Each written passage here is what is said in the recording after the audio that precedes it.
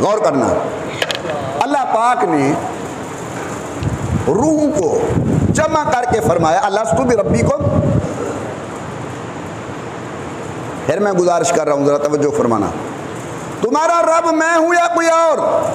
सब रूहों ने कहा बला या अल्लाह तू हमारा रब है।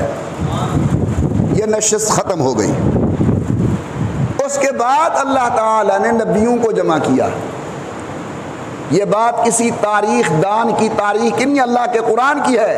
अल्लाह फरमाता है वइज़ अख़ज़ल्लाहु मीसाक़न नबिय्यीन, अल्लाह ने नबियों को जमा किया और उनसे हुजूर की नबूवत का वादा लिया कि मेरा नबी आएगा। सुभान अल्लाह तो कह दो, ऊंची आवाज से कहो अपने आका की शान सुनकर। पहले वादा अपनी रुबूबियत का और फिर नबियों से वादा हुजूर की रिसालत का। मेरा रसूल आएगा। अल्लाह फिर फरमाया ला तुअमिनुन्ना बिही, उस पर ईमान ले आना। उस पर ला तुअमिनुन्ना बिही, मेरा जो रसूल आएगा उस पर ईमान ले आना। और नंबर 2 वाला तंसुरुन्ना, और उसकी नुसरत करना। तवज्जो फरमाए, उस पर ईमान ले आना और उसकी नुसरत करना। मेरा ख्याल है तबलीगी जमात वालों ने यहीं से नुसरत निकाली है। साथी चिल्ले पर गया हुआ है, चलो जी नुसरत करके आए। 4 महीने पर है, नुसरत करके आए।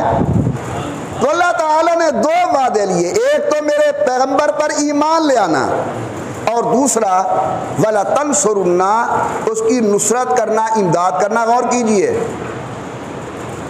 अब हुजूर पर ईमान ले आने के लिए यह जरूरी नहीं है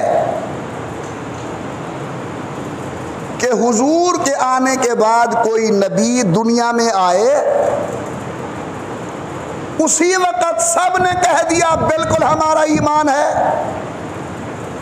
ये ला तुअमिनुन्ना वाला वादा तो पूरा हो गया, लेकिन वाला तंसुरुन्ना वाला वादा तब पूरा होगा कि उन हाज़रीन में से कोई ना कोई आए जो अमली तौर पर आकर मोहम्मद करीम की नुसरत करे। और अल्लाह ने वो अमली तौर पर भेजा ईसा इब्न मरियम को। ये दलील है ईसा इब्न मरियम के नुज़ूल की कि हज़रत ईसा इब्न मरियम आएंगे ताकि वाला तंसुरुन्ना वाला वादा पूरा हो।